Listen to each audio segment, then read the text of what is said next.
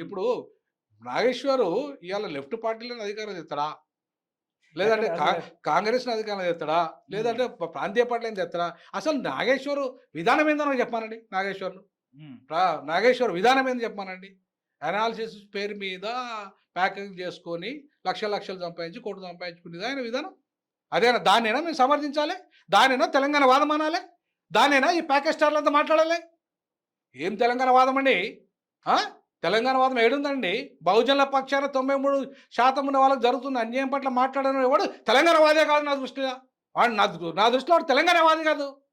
అట్లాంటి వాళ్ళను ఇవాళ సమర్థించుకుంటూ కూర్చుంటే మా మీద ఆంధ్ర పోలీసులు వచ్చి మమ్మల్ని అరెస్ట్ చేత కూడా మాట్లాడని ఈ తెలంగాణ వాదులు. మేము తెలంగాణకు జరుగుతున్న అన్యాయం గురించి మాట్లాడితే, తెలంగాణకు బడ్జెట్‌లో అన్యాయం జరిగిందని మాట్లాడితే ఆ! ఒక్కడు మాట్లాడాడే. ఈ నాగేశ్వరం అప్పుడు నోరు మూగబోయిందా నాగేశ్వరిది? అరగోపాల్ నోరు మూగబోయిందా? లేకపోతే కోదండరామిరెడ్డి నోరు మూగబోయిందా?